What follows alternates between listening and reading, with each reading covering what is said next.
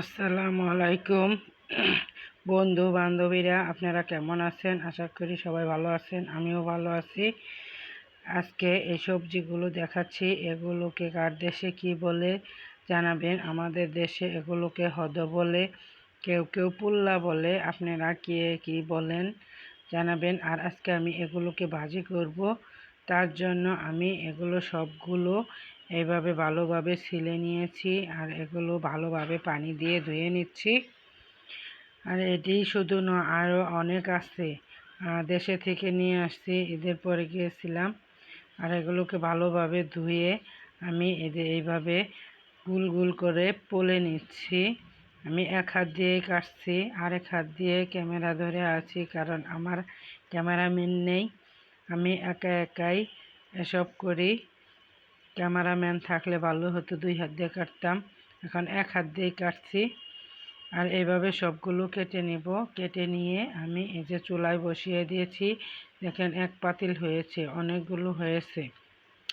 আর এগুলো চুলায় আমি একটু ভাপ দিব, ভাপ দিলে এগুলো অর্ধেক হয়ে যাবে আর অনেকগুলো পানি বের হবে। এভাবে পানি বের করে নিলে আগে থেকে এটা ঝরঝরে ভাজি হয়। দেখেন অনেকগুলো পানি হয়েছে, অর্ধেক পানি অর্ধেক এই হদ। দেখছেন কি পরিমাণ পানি বের হয়েছে। আর আমি এই পানিগুলো ছেঁকে নিব, ছেঁকে তারপরে তেলে দিব। আর এভাবে ভাজি করলে ঝরঝরা হয়। দেখতে থাকেন আমি কিভাবে এসব প্রসেস করছি। আপনারা যারা এসব খেতে পছন্দ করেন কিন্তু এই পানির কারণে বাঁচতে পারেন না, তারা এই যে এইভাবে আমার মতো এভাবে একটু লবণ দিয়ে ভাপ দিয়ে নেবেন আর এভাবে ছাঁকনির সাহায্যে ছেঁকে নেবেন। একটা ছাঁকনির মধ্যে সবগুলো ঢেলে নিছি। আর এগুলো এর মধ্যে হাত দেওয়া যাবে না, কারণ প্রচুর গরম। আর এর মধ্যে হাত দিলে হাত পুড়ে যাওয়ার সম্ভাবনা আছে, তার জন্য আমি এগুলো চামিচ দিয়ে চেপে নিব, চেপে চেপে পানি বের করব। এইভাবে পানি বের করছি চেপে চেপে। তারপরে আমি এগুলোকে চুলায় কড়াইয়ের মধ্যে দিয়ে ভাজি করব। পানি বের করা প্রায় হয়ে গেছে। এভাবে চামিচ দিয়ে চেপে পানি বের করে নিলে ঝরঝরা হবে। আর আমি এদিকে কড়াই দিয়েছি চুলায়, কড়াই তেল দিয়ে আস্ত কিছু জিরা আর পেঁয়াজ কুচি দিয়ে সম্বার দিয়ে দিব।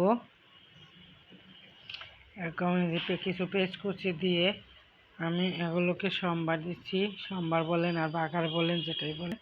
আর পেস্টটা একটু বাদামি বর্ণের হয়ে গেলে এর মধ্যে আমি এই হদগুলো ঢেলে দিব। এভাবে এই যে হদগুলো ঢেলে নিলাম, এর মধ্যে কিন্তু বেশি পানি নেই।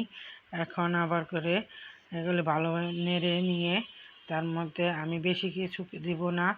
এর মধ্যে আমি পরিমাণ মতো হলুদ দিব আর একটু লবণ দিব, কারণ আগে কিন্তু লবণ দেওয়া ছিল, তার জন্য অল্প করেই লবণ দিব, যেটুকু লাগবে। লবণ দিয়ে ভালোভাবে মিশিয়ে নিচ্ছি, ভালোভাবে মিশিয়ে নেব। এখন আর এর মধ্যে কিন্তু বেশি পানি উঠবে না। কিছুটা পেঁয়াজ কুচি দিয়ে দিলাম। আমি কিন্তু এখানে মরিচটা পরে দিব, এই যে যখন এরকম হয়ে আসবে তখন আমি মরিচটা দিব, কারণ আগে মরিচ দিলে মরিচের কালারটা নষ্ট হয়ে যায় আর সেটা ভালো লাগে না। একটু একটু আস্ত থাকবো, কাঁচা কাঁচা থাকবো, মরিচটা সবুজ থাকবো, তখন আমি এগুলোকে নামিয়ে নিব। এই যে দেখেন আমার ভাজি হয়ে গেছে আর মরিচগুলো একটু সবুজ বর্ণের আছে। এইভাবে ভাজি করলে, আর ভাজির মধ্যে দেখেন একটু পানিও নাই। এভাবে ভাজি করলে অনেকটাই টেস্ট হয়। আপনারাও একবার এভাবে করে খেয়ে দেখবেন, জানাবেন কেমন হয়েছে ভাজিটা।